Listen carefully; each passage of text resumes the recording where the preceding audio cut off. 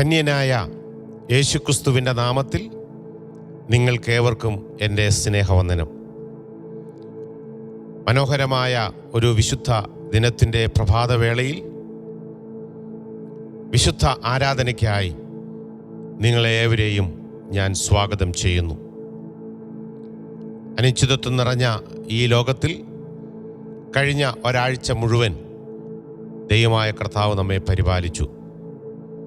ഈ മനോഹരമായ വിശുദ്ധ ദിനത്തിൻ്റെ പ്രഭാതവേളയിൽ കഴിഞ്ഞ ദിവസങ്ങളിലൊക്കെ നമ്മെ നടത്തിയ ദൈവത്തിന് നന്ദി കരേറ്റുവാൻ, ആ ദൈവത്തെ ആരാധിക്കുവാൻ, ആ ദൈവത്തിന് മഹത്വം കൊടുക്കുവാൻ, ആ ദൈവത്തിൻ്റെ കരങ്ങളിൽ പിന്നെയും നമ്മെ തന്നെ സമർപ്പിക്കുവാൻ ഇന്ന് പകൽക്കാലത്തെ ഈ വിശുദ്ധ ആരാധന ഇടയാക്കട്ടെ എന്ന് പ്രാർത്ഥിക്കുകയും ആഗ്രഹിക്കുകയും ചെയ്യുന്നതോടൊപ്പം ഈ ആരാധനയുടെ അനുഗ്രഹത്തിനായി നമുക്ക് പ്രാർത്ഥിക്കാം.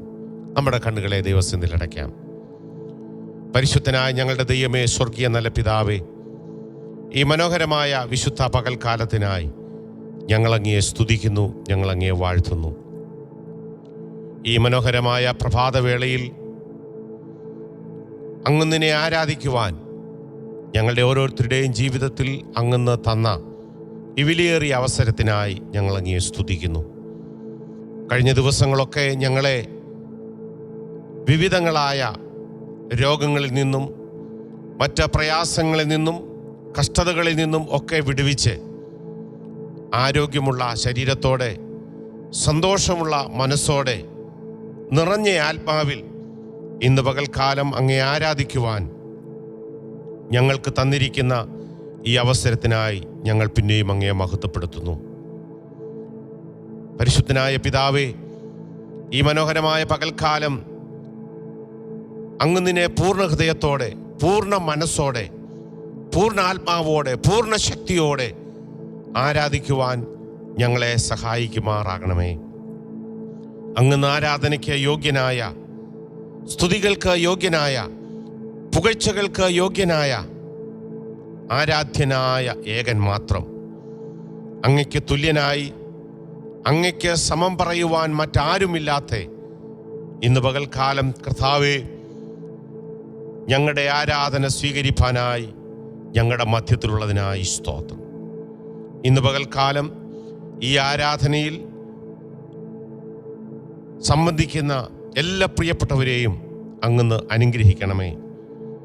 ഈ ആരാധനയിൽ സംബന്ധിക്കുന്ന ആരും ഇതിൻ്റെ ഒരു കാഴ്ചക്കാരായിരിക്കാൻ അല്ലെങ്കിൽ കേൾവിക്കാരായിരിക്കാൻ ഇടയാകല്ലേ എന്ന് പ്രാർത്ഥിക്കുന്നു. ഞങ്ങൾ ഓരോരുത്തരുമായിരിക്കുന്ന ഇടങ്ങളിൽ ഹൃദയം നിറഞ്ഞ് നിന്നെ ആരാധിപ്പാൻ, സന്തോഷത്തോടെ അങ്ങേ ആരാധിപ്പാൻ അങ്ങ് ഞങ്ങളെ സഹായിക്കുമാറാകണമേ കർത്താവേ. ഈ ആരാധനയിൽ നടക്കുന്ന എല്ലാ ശുശ്രൂഷകളെയും അങ്ങ് അനുഗ്രഹിക്കണമേ. മനോഹരമായ പാട്ടുകൾ പാടി അങ്ങേ ആരാധിക്കുവാൻ അങ്ങ് ഞങ്ങളെ സഹായിക്കണം. പാട്ടുകൾക്ക് നേതൃത്വം നൽകുന്ന സഹോദരങ്ങളെ അങ്ങയുടെ പരിശുദ്ധ ആത്മാവിനാൽ അഭിഷേകം ചെയ്യണമേ എന്ന് പ്രാർത്ഥിക്കുന്നു. അവർ ഞങ്ങളെ പാട്ടുകൾ പാടി അങ്ങേ ആരാധിക്കുന്നതിന് നേതൃത്വം നൽകുമ്പോൾ ഇന്ന് പകൽക്കാലം ഞങ്ങളൊക്കെയും ഇരിക്കുന്ന ഇടങ്ങളിലേക്ക്, ഞങ്ങളുടെ ഭവനങ്ങളിലേക്ക് അങ്ങയുടെ സാന്നിധ്യം ഇറങ്ങി വരുവാൻ, അങ്ങയുടെ പരിശുദ്ധ ആത്മാവ് ഇറങ്ങി വരുവാൻ ഇടയാകട്ടെ കർത്താവേ. വചനത്തിലൂടെ അങ്ങ് ഞങ്ങളോട് സംസാരിക്കണമേ. അങ്ങയുടെ വചനം ജീവൻ തരുന്നതാണ്. അങ്ങയുടെ വചനം ഞങ്ങളിൽ ചൈതന്യം വരുത്തുന്നതാണ്. അങ്ങയുടെ വചനം ഞങ്ങളുടെ അവസ്ഥയ്ക്ക് രൂപാന്തരം വരുത്തുന്നതാണ്.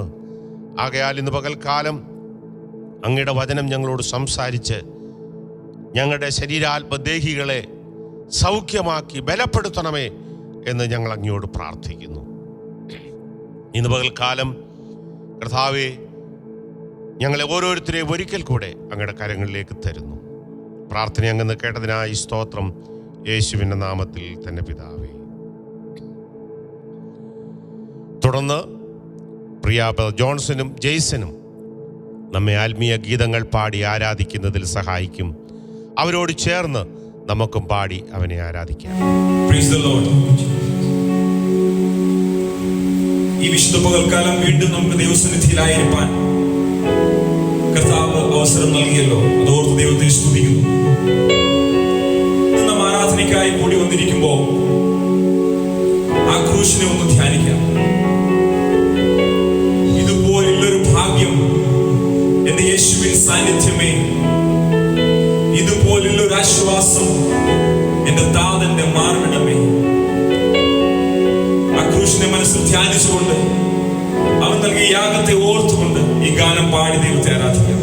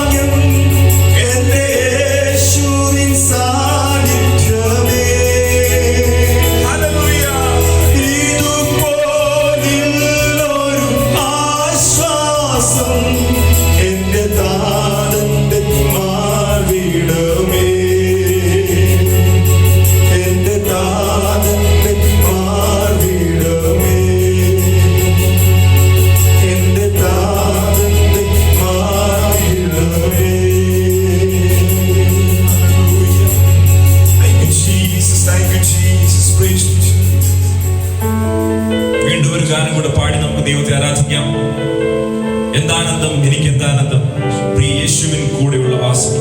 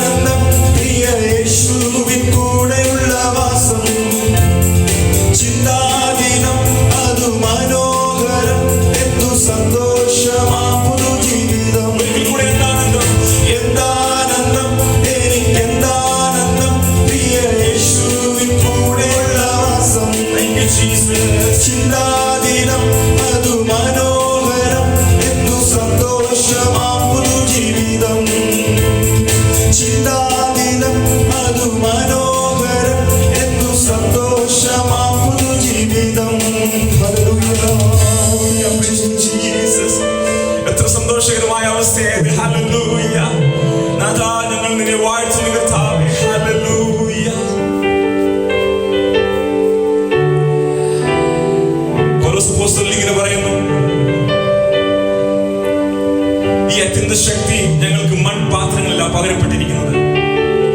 ഈ ദിവസങ്ങളിൽ നമ്മുടെ പ്രാർത്ഥന ഇതാകട്ടെ, ശുദ്ധാത്മാവേ നീ വന്നിടണേ, മൺപാത്രമാകും ഞങ്ങളിലേക്ക്. ഹല്ലേലൂയ. ശുദ്ധാത്മാവേ നീ വന്നിടണേ, മൺപാത്രമാകും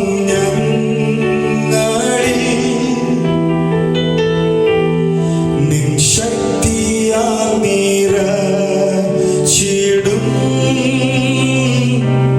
ദിനം തോറും നടത്തും. ചേർന്ന് പാടാമോ? ശുദ്ധാത്മാവേ നീ വന്നിടണേ, ശുദ്ധാത്മാവേ നീ വന്നിടണേ, മൺപാത്രമാകും ഞങ്ങളിൽ നിൻ ശക്തി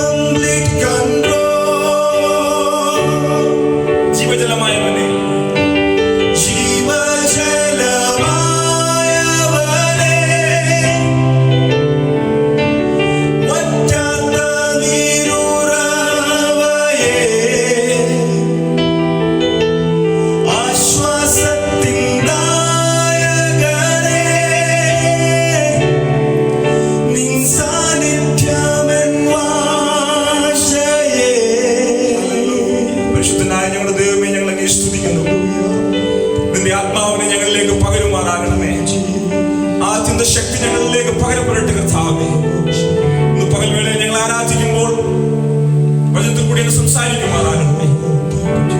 അനുഗ്രഹം പ്രാപിച്ചവരായി, ആത്മീയ സൗഖ്യം പ്രാപിച്ചവരായി മടങ്ങി പോകുവാൻ തക്കവണ്ണം അങ്ങയുടെ നൽകുമാറാകണം. പ്രാർത്ഥന കേട്ടതിനായി സ്തോത്രം. ക്രിസ്തുയേശുവിൻ നാമത്തിൽ തന്നെ ആമേൻ. മനോഹരമായ ആത്മീയ ഗീതങ്ങൾ പാടി ദൈവത്തെ ആരാധിക്കുവാൻ, ആത്മാവിൽ ആരാധിക്കുവാൻ നമ്മെ സഹായിച്ച പ്രിയ ജോൺസനോടും ജെയ്സനോടുമുള്ള നന്ദിയെ ഈ തരുണത്തിൽ അറിയിക്കുന്നു. സഹോദരങ്ങളെ, ദൈവം ധാരാളമായി അനുഗ്രഹിക്കട്ടെ. തുടർന്നുള്ള സമയം നമുക്ക് ദൈവവചനത്തിൻ്റെ മുൻപാകെ പ്രാർത്ഥനയോടെ ആയിരിക്കാം. ഇന്ന് പകൽക്കാലം നിങ്ങളുടെ ശ്രദ്ധയെ ലൂക്കോസ് എഴുതിയ സുവിശേഷം 5-ാം അധ്യായത്തിലേക്ക് ഞാൻ ക്ഷണിക്കുകയാണ്. ആ അധ്യായം മുഴുവൻ ഇന്ന് പകൽക്കാലം നമ്മളുടെ ചിന്തയ്ക്ക് ആധാരമായിട്ടുള്ള സംഭവങ്ങൾ വിവരിച്ചിരിക്കുന്നതായതുകൊണ്ട് ഒരു പ്രത്യേക വാക്യം ഞാൻ അതിൽ നിന്ന് വായിക്കുവാൻ താല്പര്യപ്പെടുന്നില്ല.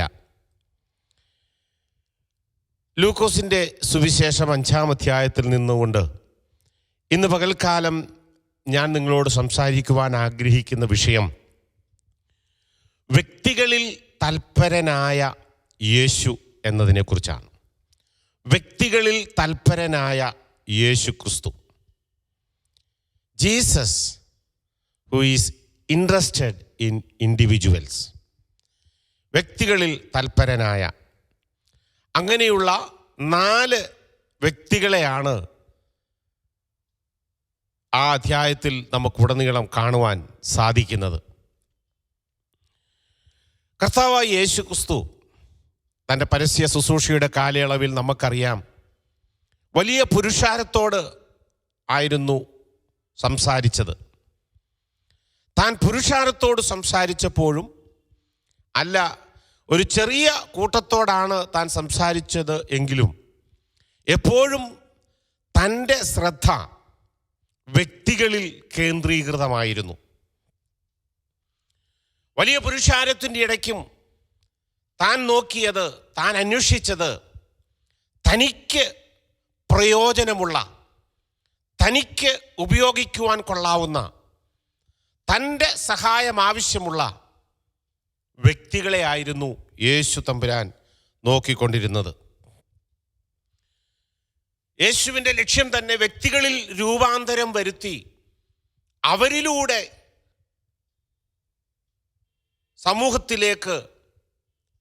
സമൂഹങ്ങളിലേക്ക് മാറ്റം വരുത്തുക എന്നുള്ള ഒരു തത്വമായിരുന്നു യേശു ഉപയോഗിച്ചിരുന്നത്. ദൈവവചനത്തിൽ ആദ്യോടന്തം പരിശോധിച്ചാലും ഇത് തന്നെയാണ് നമുക്ക് കാണുവാൻ സാധിക്കുന്നത്. യഹോവയായ ദൈവം ആദമിനെ ഉണ്ടാക്കി, ഒരു വ്യക്തിയാണ് ഉണ്ടാക്കിയത്, ഒരു മനുഷ്യനെയാണ് ഉണ്ടാക്കിയത്. കുറെ മണ്ണ് വാരി ഇതെല്ലാം മനുഷ്യരായി തീരട്ടെ എന്ന് കൽപ്പിക്കുകയല്ല ദൈവം ചെയ്തത്. ദൈവത്തിന് വേണമെങ്കിൽ അങ്ങനെ ചെയ്യാമായിരുന്നെങ്കിലും ദൈവം ചെയ്തത് മണ്ണെടുത്ത് കുഴച്ച് അതിൽ നിന്ന് മനുഷ്യനെ ഉണ്ടാക്കി, ഒരു വ്യക്തിയെ. ആ വ്യക്തിയിൽ നിന്ന് വേറൊരു വ്യക്തിയെ ഉണ്ടാക്കി. അത് കഴിഞ്ഞ് മനുഷ്യൻ വർദ്ധിച്ചപ്പോൾ ദൈവം വ്യക്തിയാണ് നോക്കിക്കൊണ്ടിരുന്നത്. നോഹയെ നോക്കി, നോഹയെ ദൈവം കണ്ടു. അത് കഴിഞ്ഞ് അബ്രഹാമിനെ ദൈവം കണ്ടു. ഇസഹാക്കിനുണ്ടായ 2 മക്കളിൽ യാക്കോബിനെ ദൈവം തെരഞ്ഞെടുത്തു. അങ്ങനെ ചരിത്രം നാം പഠിച്ചു കഴിഞ്ഞാൽ ദൈവം വ്യക്തികളിൽ ആകൃഷ്ടനായിരിക്കുന്ന ഒരു ദൈവത്തെയാണ് നമുക്ക് കാണാൻ സാധിക്കുന്നത്. ഇത് പകൽക്കാലം എന്നെ കേൾക്കുന്ന നിങ്ങളുടെയും ജീവിതത്തിൽ അത് തന്നെയായിരിക്കാം നിങ്ങൾക്കും പറയുവാനുള്ളത്. ഒരുപക്ഷെ കുടുംബത്തിൽ നിന്ന് നിങ്ങളെ മാത്രം ദൈവം കണ്ട ഒരു അനുഭവം, വലിയ കെട്ടുപാടുകളും ചുറ്റുപാടുകളുമുള്ള ഒരു കൂട്ടത്തിൽ നിന്ന് നിങ്ങളെ മാത്രം ദൈവം കണ്ട ഒരു അനുഭവം. ഇന്ന് പകൽക്കാലം ആ യേശുവിനെക്കുറിച്ചും ആ യേശു കണ്ടെത്തിയ 4 പേരെക്കുറിച്ചുമാണ് നാം ചിന്തിക്കുവാൻ ആഗ്രഹിക്കുന്നത്. 5-ാം അധ്യായത്തിൻ്റെ 1 തുടങ്ങി 11 വരെയുള്ള വാക്യങ്ങളിൽ നാം ആദ്യമേ കാണുന്നത് പത്രോസിൻ്റെ അനുഭവമാണ്, പത്രോസിനെ കുറിച്ചാണ്. ഈ പത്രോസിനെ യേശു കണ്ടെത്തുമ്പോൾ പത്രോസ് ഒരു പരാജിതനായിരുന്നു. അപ്പോൾ പത്രോസിനെ യേശു കണ്ടെത്തിയ അനുഭവത്തെക്കുറിച്ച് ഞാൻ പറയുമ്പോൾ ഞാൻ അതിന് കൊടുക്കുവാൻ ആഗ്രഹിക്കുന്ന കാര്യം, യേശു ഒരു വ്യക്തിയെ കണ്ടെത്തുമ്പോൾ അവൻ്റെ അനുഭവം എന്താണോ അതിന് വിപരീതമായ അല്ലെങ്കിൽ അതിനെ വ്യത്യസ്തമായ ഒരു കാര്യമാണ് ചെയ്യുവാൻ ദൈവം ആഗ്രഹിക്കുന്നത്. അതുകൊണ്ടാണല്ലോ വ്യക്തികളെ കണ്ടെത്തുന്നത് തന്നെ. അതായത് പത്രോസിൻ്റെ കാര്യം പഠിക്കുമ്പോൾ from failure to success, from failure to success. കർത്താവായ യേശു ക്രിസ്തു തൻ്റെ ശുശ്രൂഷയെ ആരംഭിച്ചിട്ട് കുറച്ച് ദിവസങ്ങൾ അല്ലെങ്കിൽ കുറച്ച് നാളുകളെ ആയിട്ടുള്ളൂ. അധികം ശിഷ്യന്മാരൊന്നും തനിക്കായിട്ടില്ല. അങ്ങനെ ഒരു പ്രത്യേക ദിവസത്തിൽ യേശു ഗന്നേസരത്ത് തടാകം, ഗലീല കടൽ തീരമെന്നറിയപ്പെടുന്ന ഗന്നേസരത്ത് തടാകത്തിൻ്റെ കരയിൽ നിൽക്കുമ്പോൾ അവിടെ കണ്ട 2 പടകിൽ ഒന്ന് പത്രോസിനുള്ള ശീമോനുള്ളതായിരുന്നു. അതിൽ കയറി പുരുഷാരത്തെ യേശു ഉപദേശിച്ചു കൊണ്ടിരുന്നു. യേശുവും പത്രോസുമായി എന്തെങ്കിലും ഒരു സംഭാഷണം നടന്നതായി അവിടെ ഒന്നും രേഖപ്പെടുത്തിയിട്ടില്ല. എന്നാൽ പുരുഷാരത്തെ ഉപദേശിച്ചതിന് ശേഷം, താൻ പുരുഷാരത്തെ നോക്കി ഉപദേശിക്കുന്നുണ്ടെങ്കിലും താൻ കടമെടുത്ത പടകിൻ്റെ ഉടമയായ ശീമോനിലായിരുന്നിരിക്കാം യേശുവിൻ്റെ ശ്രദ്ധ മുഴുവൻ.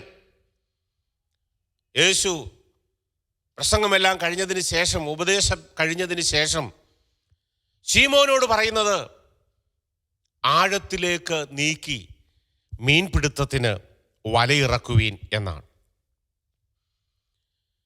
അതിന് പത്രോസ് ശീമോന്റെ മറുപടി എന്താണെന്ന് അവിടെ രേഖപ്പെടുത്തിയിട്ടുണ്ട്. നാഥ, ഞങ്ങൾ രാത്രി മുഴുവനും അധ്വാനിച്ചിട്ടും ഒന്നും കിട്ടിയില്ല. അതുകൊണ്ടാണ് ഞാൻ അതിന് പറഞ്ഞത് ഫ്രം ഫെയിലിയർ. കഴിഞ്ഞ രാത്രി മുഴുവൻ അധ്വാനിച്ച ഇവരാരും ഈ ഗലീല കടലിൽ പുതിയ ആൾക്കാരല്ല. അതിൻ്റെ തീരത്താണ് ജനിച്ചത് തന്നെ. ജനിച്ചപ്പം തുടങ്ങി ഈ ഗലീല കടലിൽ പരിചിതമാണ് ഈ മീൻപിടുത്തക്കാർക്ക്. അവർ കഴിഞ്ഞ രാത്രി അധ്വാനിച്ചിട്ട് അവർക്കൊന്നും ലഭിച്ചില്ല എന്നുള്ള പരാജയത്തിൻ്റെ, നിരാശയുടെ, പ്രതീക്ഷകളെല്ലാം അസ്തമിച്ചതിൻ്റെ ഒരു പ്രസ്താവനയാണ് ശീമോൻ കർത്താവായ യേശു ക്രിസ്തുവിനോട് പറയുന്നത്. പക്ഷേ പ്രതീക്ഷയുള്ള കാര്യം പത്രോസ് പറയുന്നത്, എങ്കിലും നാഥ, ഞങ്ങൾ നിന്റെ വാക്കിന് വലയിറക്കാം. എന്താണ് സംഭവിച്ചത്? യേശു പറഞ്ഞതുപോലെ ശീമോൻ മീൻപിടുത്തത്തിനു വേണ്ടി വല ആഴത്തിലേക്ക് എറിഞ്ഞു. അവരുടെ വല കീറത്തക്കവണ്ണം അല്ലെങ്കിൽ പടക് മുങ്ങുമാറ് മറ്റുള്ളവരെയും സഹായത്തിന് വിളിക്കത്തക്ക നിലയിൽ വിളിക്കേണ്ടി വരുന്ന ഒരവസ്ഥയിലേക്ക് അവരുടെ മീൻപിടുത്തം അത്ര പെരുത്തതായിരുന്നു. അവിടെ എനിക്ക് രസകരമായി തോന്നിയ ഒരു കാര്യം അവിടെ രേഖപ്പെടുത്തിയിരിക്കുന്നത്, അതിൻ്റെ 9-ാമത്തെ വാക്യത്തിൽ, അവർക്കുണ്ടായ മീൻപിടുത്തത്തിൽ അവനും അവനോട് കൂടെയുള്ളവർക്കും എല്ലാവർക്കും സംഭ്രമം പിടിച്ചിരുന്നു. രാത്രി മുഴുവൻ അധ്വാനിച്ച് പരാജിതരായ, നിരാശരായ ഈ ശീമോനും കൂട്ടരും യേശു പറഞ്ഞതനുസരിച്ച് പടകിറക്കി വലിയ മീൻകൂട്ടം അവർക്ക് കിട്ടിയപ്പോൾ, എൻ്റെ ഭാഷയിൽ പറഞ്ഞാൽ സന്തോഷിക്കേണ്ടതിന് പകരം, സന്തോഷിച്ചാർക്കേണ്ടതിന് പകരം അവർക്ക് സംഭ്രമം പിടിച്ചു എന്നാണ്. ഒരുപക്ഷെ മീൻപിടുത്തത്തിൻ്റെ പെരുപ്പത്തേക്കാൾ അവരെ സംഭ്രമിപ്പിച്ചത് അവരുടെ പടകിൽ നിൽക്കുന്ന യേശു എന്ന ആ വ്യക്തിയുടെ സാന്നിധ്യമാണ്. പ്രിയമുള്ളവരെ, ദൈവം നമുക്ക് തരുന്ന നന്മകളിലല്ല നാം സന്തോഷിക്കേണ്ടത്. മാനുഷികമായി അത് നമുക്ക് സന്തോഷം തരുന്നതാണ് എങ്കിൽ തന്നെയും ഇന്ന് പകൽക്കാലം സന്തോഷിക്കേണ്ടത് നമ്മോട് കൂടെയുള്ള ദൈവത്തിൻ്റെ സാന്നിധ്യത്തിലായിരിക്കണം, ദൈവത്തിലായിരിക്കണം. ഇവിടെ പത്രോസ് കർത്താവിനോട് പറയുന്നത്, നാഥാ, ഞങ്ങൾ പാപികളാണ്, ഞങ്ങളെ വിട്ട് പോകണം. എന്നാൽ യേശു പത്രോസ് ശീമോന്റെ ജീവിതത്തിൽ വലിയൊരു മാറ്റം വരുത്തുകയാണ്. യേശു പറയുന്നത്, ഇന്നു മുതൽ ഞാൻ നിങ്ങളെ മനുഷ്യരെ പിടിക്കുന്നവരാക്കും എന്നാണ്. പരാജിതനായ, നിരാശയോടെ വീട്ടിലേക്ക് മടങ്ങിപ്പോകേണ്ടി വരുന്ന ഒരു ശീമോനെ നിങ്ങളുടെ മനസ്സിൽ കാണുക. അവൻ്റെ അടുക്കിലേക്ക് യേശു അടുത്ത് ചെന്നിട്ട് അവൻ്റെ ജീവിതത്തിൽ വലിയ രൂപാന്തരം വരുത്തുകയാണ്. പരാജയത്തിൽ നിന്ന് അവനെ വിജയത്തിലേക്ക്, ഒന്നുമില്ലായ്മയിൽ നിന്ന് നിറഞ്ഞ അനുഭവത്തിലേക്ക്, നിരാശയിൽ നിന്ന് സന്തോഷത്തിലേക്ക് നടത്തുന്ന ഒരു യേശു. ഇന്ന് പകൽക്കാലം എന്നെ കേൾക്കുന്ന ആരെങ്കിലും ജീവിതത്തിൽ പരാജയത്തിൻ്റെ അനുഭവത്തിലൂടെ കടന്നു പോകുന്നെങ്കിൽ ഞാൻ ഓർപ്പിക്കട്ടെ, നിങ്ങളോട് കൂടെയുള്ളവൻ നിങ്ങളുടെ പരാജയത്തെ മാറ്റുവാൻ ശക്തനായവനാണ്. നിങ്ങളുടെ ശൂന്യതയെ മാറ്റുവാൻ, നിരാശയെ മാറ്റുവാൻ ശക്തനാണ്. ആ യേശു ഇന്ന് പകൽക്കാലം നിന്നിൽ തൽപരനാണ്. He is interested in you. അവൻ നിന്റെ ജീവിത സാഹചര്യത്തിൽ അവൻ ഇൻട്രസ്റ്റഡ് ആണ്. മനുഷ്യൻ ഒരുപക്ഷെ പരാജയപ്പെടുമ്പോൾ മറ്റുള്ളവർ ആ വ്യക്തിയിൽ നിന്ന് അകന്നു പോകുന്ന അനുഭവമാണെങ്കിൽ, ഇന്ന് പകൽക്കാലം ഞാൻ ഓർപ്പിക്കട്ടെ, ഈ യേശു അങ്ങനെ അകന്നു പോകുന്നവനല്ല, പകരം അവൻ അടുത്തു വന്ന് നമ്മുടെ സ്ഥിതിയെ മാറ്റുന്ന ഒരു കർത്താവാണ്. ഹല്ലേലൂയ. രണ്ടാമതായി നമുക്ക് കാണുവാൻ സാധിക്കുന്ന ഒരു വ്യക്തി കുഷ്ഠരോഗിയായ ഒരു മനുഷ്യനാണ്. അതിൻ്റെ 12-ാമത്തെ വാക്യം തുടങ്ങി 15-ാമത്തെ വാക്യം വരെയുള്ള ഭാഗങ്ങളിലാണ്. ലൂക്കോസിൻ്റെ സുവിശേഷം 5-ാം അധ്യായം 12 തുടങ്ങി താഴോട്ടുള്ള വാക്യങ്ങളിലാണ് നമുക്കത് കാണുവാൻ സാധിക്കുന്നത്. യേശു വേറൊരു പട്ടണത്തിൽ ഇരിക്കുമ്പോഴാണ് ഇത് സംഭവം നടക്കുന്നത്. ശരീരം മുഴുവൻ കുഷ്ഠം നിറഞ്ഞൊരു മനുഷ്യൻ യേശുവിൻ്റെ അടുക്കിലേക്ക് വന്നിട്ട് യേശുവിനോട് പറയുകയാണ്, കർത്താവേ, എന്നെ സൗഖ്യമാക്കണം, എന്നെ ശുദ്ധമാക്കണം. വായിക്കുന്നത്, യേശു കൈ നീട്ടി അവനെ തൊട്ടു. എനിക്ക് മനസ്സുണ്ട്, ശുദ്ധമാക എന്ന് പറഞ്ഞു. ഉടനെ കുഷ്ഠം അവനെ വിട്ട് മാറി. ഇവിടെ ഈ കാണുന്ന അനുഭവം രോഗിയായ ഒരു മനുഷ്യൻ, ഫ്രം സിക്നെസ് ടു ഹെൽത്ത്. ഈ മനുഷ്യനിൽ യേശു വരുത്തുന്ന മാറ്റം, ഹി വാസ് എ സിക്ക് പേഴ്സൺ. അതുകൊണ്ട് തന്നെ അവൻ്റെ രോഗം സമൂഹം അവനെ അംഗീകരിക്കുന്ന ഒരു രോഗമായിരുന്നില്ല. സ്റ്റാറ്റസും സ്റ്റാൻഡേർഡുമുള്ള ഇന്നത്തെ ഡയബറ്റീസും പ്രഷറും പോലെയുള്ള രോഗമായിരുന്നില്ല ഈ മനുഷ്യനെ ബാധിച്ചിരുന്നത്.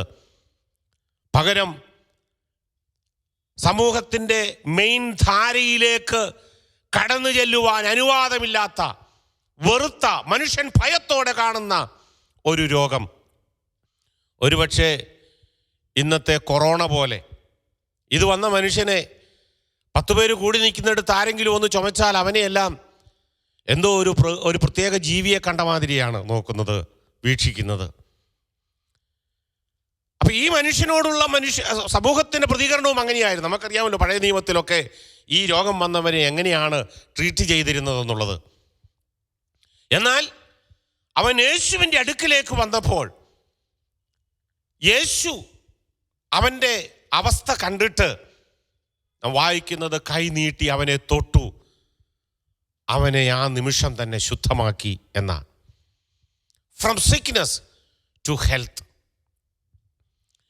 ഇന്ന് പകൽക്കാലം ഞാൻ ഓർപ്പിക്കട്ടെ, ഒരുപക്ഷെ മനുഷ്യർ നമ്മെ അകറ്റി നിർത്തുന്ന പലതും നമ്മുടെ ജീവിതത്തിൽ ഉള്ള ഒരു വ്യക്തിയായിരിക്കാം എന്നെ കേൾക്കുന്നത്.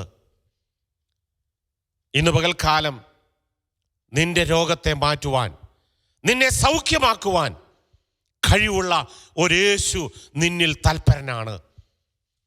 നിന്നിൽ രൂപാന്തരം വരുത്തി, നിന്റെ ബലഹീനതയെ മാറ്റി, നിന്റെ രോഗത്തെ മാറ്റി, നിന്റെ അവസ്ഥകളെ മാറ്റി, നിന്നെ ഉപയോഗിക്കാവുന്നവനായി, കൊള്ളാവുന്നവനായി തീർക്കുവാൻ കർത്താവിന് താല്പര്യമുണ്ട്. ഈ മനുഷ്യനെക്കുറിച്ച് നാം താഴോട്ട് വായിക്കുമ്പോൾ യേശു അവനോട് പറഞ്ഞു, നീ ഇതാരോടും പറയരുത്, അമർച്ചയായി കൽപ്പിച്ചു. അവനോട് പറഞ്ഞത്, നീ പോയി പുരോഹിതന്മാർക്ക് നിന്നെ തന്നെ കാണിച്ച് ന്യായപ്രമാണത്തിൽ പറയുന്ന കാര്യങ്ങൾ ചെയ്യാനാണ്. എന്നാൽ മർക്കോസിൻ്റെ സുവിശേഷം 2-ാം അധ്യായത്തിൽ രേഖപ്പെടുത്തിയിരിക്കുന്നത് ഇവൻ പോയി എല്ലാവരോടും അത് പ്രസംഗിച്ചു. അതിൻ്റെതായ പ്രയാസം യേശുവിന് പിന്നീട് അഭിമുഖീകരിക്കേണ്ടി വന്നെങ്കിലും ഒരുപക്ഷെ ഈ മനുഷ്യന് സന്തോഷം അടക്കുവാൻ കഴിഞ്ഞു കാണില്ല. He went and told everybody. എല്ലാവരോടും ചെന്ന് അവൻ പറഞ്ഞു, യേശു എന്നെ സൗഖ്യമാക്കി, യേശു എന്നെ വിടുവിച്ചു, യേശു എന്നിൽ രൂപാന്തരം വരുത്തി, യേശു എൻ്റെ സ്ഥിതിക്ക് മാറ്റം വരുത്തി. ഇന്ന് പകൽക്കാലം നിന്റെ അവസ്ഥ എന്തുമായിരുന്നു കൊള്ളട്ടെ, നമ്മുടെ അവസ്ഥ എന്തുമായിരുന്നു കൊള്ളട്ടെ, യേശു നിന്നിൽ തൽപരനാണ്. He can make your sickness or change your sickness into health. ആരോഗ്യത്തിലേക്ക് നിന്റെ രോഗത്തെ നടത്തുവാൻ ദൈവം ശക്തനാണ്, യേശു ശക്തനാണ്. മൂന്നാമതായി നാം കാണുന്ന ഒരു മനുഷ്യൻ, ഒരു പാരലിറ്റിക്, ഒരു പക്ഷവാതം പിടിപെട്ട് ശരീരം മുഴുവൻ തളർന്നുപോയ ഒരു മനുഷ്യൻ്റെ അവസ്ഥയാണ്. അതിൻ്റെ 16 തുടങ്ങി താഴോട്ടുള്ള വാക്യങ്ങളിൽ, അതും കുറേ ദിവസങ്ങൾക്ക് ശേഷം, ഈ പറഞ്ഞ സംഭവങ്ങൾക്കൊക്കെ ശേഷം കുറേ ദിവസങ്ങൾ കഴിഞ്ഞ് സംഭവിക്കുന്നതാണ്. വേദപണ്ഡിതന്മാർ പറയുന്നത് യേശു പത്രോസിൻ്റെ ഭവനത്തിലിരിക്കുമ്പോഴാണ് ഇത് സംഭവിച്ചത് എന്നാണ്. അതിനെക്കുറിച്ച് തിരുവചനത്തിൽ പ്രത്യേക തെളിവുകളൊന്നും ഇല്ല. എന്നാൽ ഒരുപക്ഷെ വേദപണ്ഡിതന്മാർ സാഹചര്യങ്ങളെ മറ്റു സംഭവങ്ങളെയൊക്കെ വെച്ച് തുലനം ചെയ്തും ഒക്കെ പഠിച്ചിട്ടായിരിക്കാം പറയുന്നത്. എന്തുമാകട്ടെ, യേശു പത്രോസിൻ്റെ ഭവനത്തിൽ ഇരിക്കുമ്പോൾ യേശു ഉണ്ടെന്നറിഞ്ഞ വലിയൊരു പുരുഷാരം അവിടെ കടന്നുകൂടി. ആ വീടിനകത്ത് മനുഷ്യന് നിൽക്കാവുന്നിടത്തും ഇരിക്കാവുന്നിടത്തും എല്ലാം ഇവർ കയറി ഇരിക്കുകയാണ്. കുറേ യെരുശലേമിൽ നിന്ന് കുറേ പരീശന്മാരും ന്യായശാസ്ത്രിമാരും അവിടെ വന്നിട്ടുണ്ട്.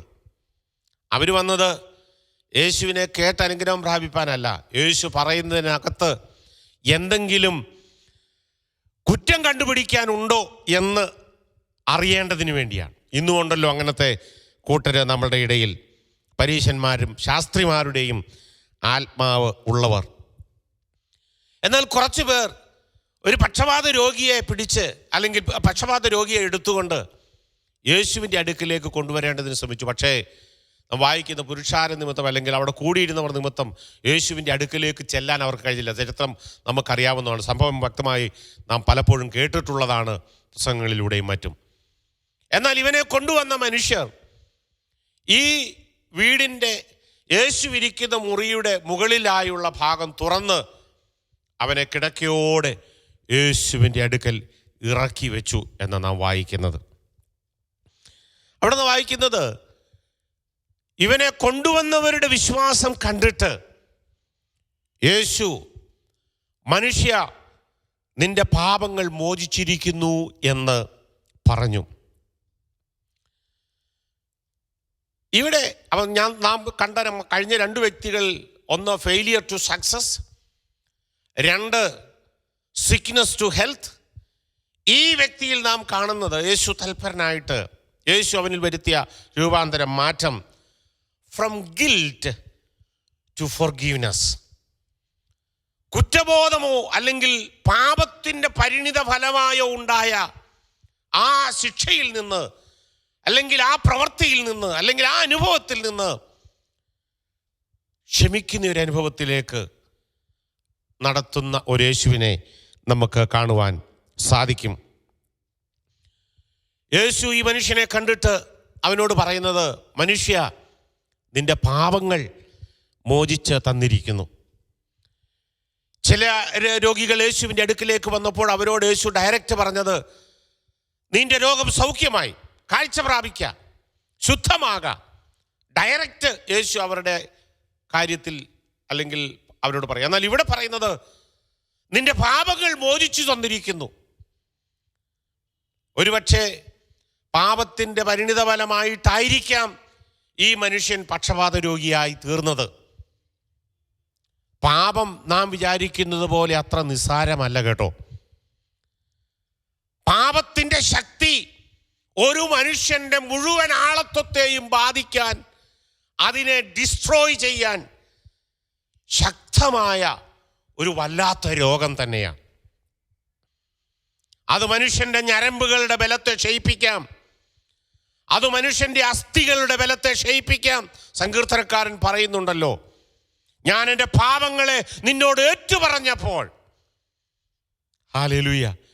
യേശുവിന് മനസ്സിലായി ഈ മനുഷ്യൻ പക്ഷവാത രോഗിയായത് അവൻ്റെ പാപത്തിൻ്റെ ഫലമായിട്ടാണ്. എന്നാൽ അവിടെ ഇരുന്ന പരീശന്മാരും ന്യായശാസ്ത്രിമാരും ഇത് കേട്ട് വിമർശിച്ചു. കാരണം പാപങ്ങളെ മോചിക്കാൻ ദൈവത്തിന് മാത്രമേ അധികാരമുള്ളൂ. അങ്ങനെയിരിക്കെ വെറും മനുഷ്യനായ ഇവന് എങ്ങനെ പാപങ്ങളെ മോചിക്കാൻ സാധിക്കും? അത് പറഞ്ഞത് നിമിത്തം ഇവൻ തന്നെ തന്നെ ദൈവത്തിന് സമനാക്കി, ദൈവത്തിൻ്റെ അധികാരം യേശു ഏറ്റെടുത്തു. ഇങ്ങനെയൊക്കെ പല വിമർശനങ്ങൾ. എന്നാൽ രണ്ടാമത് പിന്നെ യേശു ഇവരുടെ ഹൃദയചിന്തകൾ അറിഞ്ഞപ്പോൾ ഈ മനുഷ്യനോട് പറയുന്നത്, അല്ലെങ്കിൽ ഇവരോട് ചോദിക്കുന്നത്, പാപങ്ങൾ മോചിച്ചിരിക്കുന്നു എന്ന് പറയുന്നതോ എഴുന്നേറ്റ് നടക്ക എന്ന് പറയുന്നതോ ഏതാ എളുപ്പം? എങ്കിലും യേശു പറയാണ്, ഭൂമിയിൽ പാപങ്ങളെ മോചിക്കുവാൻ മനുഷ്യപുത്രന് അധികാരമുണ്ട് എന്ന് നിങ്ങൾ അറിയേണ്ടതിന് അവൻ പക്ഷവാതക്കാരനോട് എഴുന്നേറ്റ് കിടക്കയെടുത്ത് നടക്ക എന്ന് പറഞ്ഞു. ആ മാത്രയിൽ തന്നെ അവൻ കിടക്കയെടുത്ത് നടന്നു. ആദ്യമേ യേശു പറഞ്ഞതിൻ്റെ പാപങ്ങൾ മോചിച്ചു തന്നിരിക്കുന്നു. ഇത് പറഞ്ഞപ്പോഴേ ഇവൻ്റെ പാപങ്ങൾ മോചിക്കപ്പെട്ടു. ഇനി അവൻ പാപത്തിനടിമയല്ല, പാപത്തിൻ്റെ രോഗം അവനെ വിട്ടു മാറി. പല രോഗങ്ങളും നമ്മെ വിട്ടു മാറും നാം നമ്മുടെ പാപങ്ങളെ ഏറ്റുപറയാൻ തയ്യാറായാൽ. ഈ മനുഷ്യൻ, യേശു പറയുകയാണ് കിടക്കയെടുത്ത് നടക്ക. ഇവിടെ യേശു രണ്ട് ചോദ്യമാണ് ചോദിക്കുന്നത്, പാപങ്ങൾ മോചിച്ചു തന്നിരിക്കുന്നു എന്ന് പറയുന്നതോ കിടക്കയെടുത്ത് നടക്ക എന്ന് പറയുന്നത് ഏതാകുന്നു എളുപ്പം? അപ്പൊ ആദ്യമേ തന്നെ യേശു പറഞ്ഞു കഴിഞ്ഞു, നിന്റെ പാപങ്ങൾ മോചിച്ചു തന്നിരിക്കുന്നു. വീണ്ടും വീണ്ടും ഇത് പറയേണ്ട കാര്യമില്ല. ഒരിക്കൽ യേശു നിന്റെ പാപത്തെ മോചിച്ചാൽ അതിൻ്റെ അർത്ഥം അത് എന്നേക്കുമായി മോചിക്കപ്പെട്ടിരിക്കുന്നു എന്നാണ്. പിന്നെ എപ്പോഴും പാപങ്ങളുടെ മോചനത്തിനു വേണ്ടി ആണ്ടുതോറും പഴയ നിയമത്തിൽ ചെയ്തു വന്നിരുന്നത് പോലെ ഒരു കാര്യം നീ ചെയ്യേണ്ടതില്ല, കർമ്മം ചെയ്യേണ്ടതില്ല, യാഗങ്ങൾ അർപ്പിക്കേണ്ടതില്ല. ഒരിക്കലായി എൻ്റെയും നിങ്ങളുടെയും പാപത്തിനു വേണ്ടി യേശു കാൽവറിയിൽ മരിച്ചു. അതെന്നേക്കുമുള്ള എൻ്റെയും നിങ്ങളുടെയും പാപത്തിൻ്റെ പരിഹാരത്തിനു വേണ്ടി തന്നെയാണ്. എന്നാൽ ഇന്ന് സ്തോത്രം നമുക്ക് ആവശ്യം, അല്ലെങ്കിൽ ഈ മനുഷ്യൻ ആവശ്യം, അവരുടെ പാപങ്ങൾ മോചിക്കപ്പെട്ടിരിക്കുന്നു. യേശു അവനോട് പറഞ്ഞ് എഴുന്നേറ്റ് നിന്റെ കിടക്കയെടുത്ത് നടക്കാം. എത്ര അത്ഭുതകരമായ ഈ മനുഷ്യൻ! ഒരുപക്ഷെ ഈ പക്ഷപാത രോഗി ആയ മനുഷ്യൻ ഇവൻ നിരാശയിലാണ്. ഇവന് എന്തെങ്കിലും ചെയ്യണമെങ്കിൽ പരസഹായം വേണം. ഒരുപക്ഷെ ജീവിതം മതിയെന്ന് വിചാരിച്ച് കാണും. പക്ഷേ ഈ മനുഷ്യനിൽ യേശു മാറ്റം വരുത്തി. ഇന്ന് പകൽക്കാലം ജീവിതം മടുത്തിരിക്കുന്ന ആരെങ്കിലും എന്നെ കേൾക്കുന്നെങ്കിൽ യേശു നിങ്ങളുടെ ജീവിതത്തിൽ രൂപാന്തരം വരുത്തുവാൻ തൽപരനാണ്. നാലാമതായി നാം കാണുന്ന വ്യക്തി അതിൻ്റെ 27 തുടങ്ങി താഴോട്ടുള്ള വാക്യങ്ങളിലാണ് ലേവി എന്ന് പറയുന്ന ഒരു ചുങ്കക്കാരൻ. ഈ മനുഷ്യനെ എൻ്റെ ഭാഷയിൽ പറഞ്ഞാൽ from old to the new. ചുങ്ക പിരിച്ചുകൊണ്ടിരുന്ന ലേവിയെ യേശു കണ്ടു. യേശു പറഞ്ഞു, എന്നെ അനുഗമിക്ക, അത്രേ പറഞ്ഞുള്ളൂ, എന്നെ അനുഗമിക്ക. ലേവി എല്ലാം വിട്ട് അവനെ അനുഗമിച്ചു. പിന്നെ നാം വായിക്കുന്നത് യേശുവിനെ കാണുന്നത് ലേവിയുടെ ഭവനത്തിൽ വലിയൊരു സദ്യ ഒരുക്കി അതിൽ സംബന്ധിക്കുന്നതാണ്. ലേവി വലിയൊരു സദ്യ ഒരുക്കി. പാപത്തിൽ യേശുവിൻ്റെ വിളി കേട്ട് പാപത്തിൽ നിന്ന് മോചിക്കപ്പെട്ട ലേവിക്ക് സന്തോഷം സഹിക്കാൻ വയ്യ. പ്രിയമുള്ളവരെ, ഏറ്റവും വലിയ സന്തോഷം എന്ന് പറയുന്നത് യേശുവിനെ കണ്ടെത്തുന്നതാണ്. ലേവി അന്നുവരെ ചെയ്തുകൊണ്ടിരുന്ന ജോലി താൻ ഉപേക്ഷിച്ചു, അത് വിട്ടു, സകലതും വിട്ടു എന്നാ പറയുന്നത്. ഇന്ന് നമുക്കൊക്കെ സന്തോഷം ജോലി ലഭിക്കുമ്പോഴാണ്, വലുതുമൊക്കെ ലഭിക്കുമ്പോഴാണ്. എന്നാൽ ലേവിയെ സംബന്ധിച്ചിടത്തോളം സന്തോഷം തനിക്ക് സ്തോത്രം യേശുവിനെ കണ്ടെത്തിയപ്പോഴാണ്. അവന് വലിയ സദ്യ ഒരുക്കി. യേശുവിലൂടെ ഉള്ള സന്തോഷം ലഭിച്ച ഒരു മനുഷ്യൻ ആ സന്തോഷം പ്രകടിപ്പിക്കാൻ എന്നൊക്കെ ചെയ്താലും അതിനൊന്നും തുല്യമാകത്തില്ല. പലരെയും വിളിച്ചു. ഇത് കണ്ട പലരും വിമർശിച്ചു യേശുവിനെ, ശിഷ്യന്മാരെ വിമർശിച്ചു. പാപികളോടുകൂടെ നിങ്ങൾ ഭക്ഷണത്തിനിരിക്കുന്നു. യേശു അതിന് പറയുന്നത് രോഗികൾക്കല്ലാതെ വൈദ്യനെയും കൊണ്ട് ആവശ്യമില്ല. മറ്റു പല ഉദാഹരണങ്ങളും യേശു പറയുന്നുണ്ട്. സമൂഹം തള്ളിക്കളഞ്ഞ, സമൂഹം വെറുത്ത, സമൂഹം അവജ്ഞയോടെ കണ്ട ലേവിയിൽ യേശു രൂപാന്തരം വരുത്തി. ഇന്ന് പകൽക്കാലം ഇതിലേത് കാറ്റഗറിയിലാണ് നീ ഞാനും പെടുന്നത്? ഏത് കാറ്റഗറിയിലായാലും, ഒരുപക്ഷെ പരാജയത്തിൻ്റെതാകാം, ഒരുപക്ഷെ രോഗത്തിൻ്റെതാകാം, ഒരുപക്ഷെ ആമേൻ പഴയ മനുഷ്യൻ അവഗണിച്ച് കളയുന്ന, മനുഷ്യൻ തൃണവൽക്കണിച്ച് കളയുന്ന, ഗണിക്കപ്പെടാൻ യാതൊരു യോഗ്യതയുമില്ലാത്ത, കാണുമ്പോൾ ഓടിപ്പോകുന്ന ഒരു വ്യക്തിയായിരിക്കാം. ആരുമായിക്കൊള്ളട്ടെ, ഇന്ന് പകൽക്കാലം നിന്നിലും എന്നിലും ആകൃഷ്ടനായ ഒരു യേശു ഇവിടെ ഉണ്ട്. ആ യേശുവിൻ്റെ കരത്തിലേക്ക് ഏൽപ്പിച്ചു കൊടുത്താട്ട് ആ യേശു നിന്നിൽ രൂപാന്തരം വരുത്തുവാൻ ആഗ്രഹിക്കുന്നു. ആ യേശു നിന്നെ ഉപയോഗിക്കുവാൻ ആഗ്രഹിക്കുന്നു. ആ യേശുവിൻ്റെ കരങ്ങളിലേക്ക് നമ്മെ സമർപ്പിക്കാം. നമുക്ക് പ്രാർത്ഥിക്കാം. ഞങ്ങളുടെ ദൈവമേ, സ്വർഗീയ നല്ല പിതാവേ, ഈ മനോഹരമായ വിശുദ്ധ പകൽക്കാലത്തിനായി ഞങ്ങൾ അങ്ങയെ സ്തുതിക്കുന്നു. അങ്ങയെ ആരാധിക്കുവാൻ ഇതുവരെയും അങ്ങ് ഞങ്ങളെ സഹായിച്ചതിനായി സ്തോത്രം. പാടി അങ്ങയെ ആരാധിക്കുവാൻ, ആത്മാവിൽ അങ്ങയെ ആരാധിക്കുവാൻ ഇന്ന് പകൽക്കാലം കർത്താവേ, അങ്ങയുടെ ആത്മാവ് ഞങ്ങൾക്ക് തന്ന സ്വാതന്ത്ര്യത്തിനായി ഞങ്ങൾ അങ്ങയെ സ്തുതിക്കുകയാണ്. ഇന്ന് പകൽക്കാലം അങ്ങയുടെ വചനം ഞങ്ങളോട് സംസാരിച്ചതിനായി സ്തോത്രം.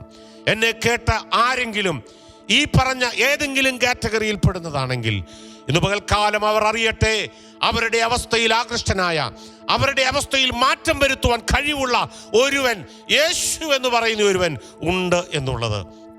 ഇന്ന് പകൽക്കാലം പരാജയത്തിൻ്റെ അനുഭവത്തിലൂടെ, രോഗത്തിൻ്റെ അനുഭവത്തിലൂടെ, കർത്താവേ ഗിൽറ്റിൻ്റെ അനുഭവത്തിലൂടെ, അവൻ അവഗണിക്കപ്പെട്ട അനുഭവത്തിലൂടെ ആരെങ്കിലും കടന്നു പോകുന്നെങ്കിൽ ഇന്ന് പകൽക്കാലം അവരുടെ അടുക്കിലേക്ക് അങ്ങ് അടുത്ത് ചെന്ന് അവരെ തൊട്ട് അവരുടെ സ്ഥിതിക്ക് മാറ്റം വരുത്തുവാൻ അങ്ങ് ശക്തനായിരിക്കാൻ അവരെ അങ്ങയുടെ കരത്തിലേക്ക് ഏൽപ്പിച്ച് പ്രാർത്ഥിക്കുന്നു. ഇന്ന് പകൽക്കാലം ഇത്രത്തോളം ഞങ്ങളെ അനുഗ്രഹിച്ച് ഞങ്ങളുടെ ആരാധനയെ ആശീർവദിച്ചതിനായി സ്തോത്രം. ആരാധനയെ സംബന്ധിച്ച് എല്ലാവരെയും ഒരിക്കൽ കൂടെ ഏൽപ്പിച്ച് വ്യക്തികളായി, കുടുംബങ്ങളായി സമർപ്പിച്ച് പ്രാർത്ഥിക്കുന്നു. അനുഗ്രഹിച്ചാട്ട് വരുന്ന ദിവസങ്ങളൊക്കെയും ഞങ്ങളായിരിക്കുന്ന ഇടങ്ങളിൽ ഞങ്ങളെ സുരക്ഷിതരായി കാത്ത് അങ്ങയെ മഹത്വപ്പെടുത്തി അങ്ങയ്ക്ക് വേണ്ടി ജീവിപ്പാൻ ഞങ്ങളെ സഹായിക്കണമേ എന്ന് പ്രാർത്ഥിക്കുന്നു. പ്രാർത്ഥന കേട്ടതിനായി സ്തോത്രം. യേശുവിൻ്റെ നാമത്തിൽ അപേക്ഷിക്കുന്നു പിതാവേ, ഞങ്ങളെ കേൾക്കണമേ. ആമേൻ, ആമേൻ. നിങ്ങൾക്ക് ഏവർക്കും ഒരിക്കൽ കൂടെ എൻ്റെ വന്ദനം. ഈ ആരാധനയിൽ സംബന്ധിച്ച് നിങ്ങളേവരെയും ദൈവം അനുഗ്രഹിക്കട്ടെ. കർത്താവിൻ്റെ വരവിന് വേണ്ടി നാം ആയിരിക്കുന്ന ഇടങ്ങളിൽ വിശുദ്ധിയോടെ നമുക്ക് നോക്കി പാർക്കാം. ദൈവം നമ്മെ അനുഗ്രഹിക്കട്ടെ.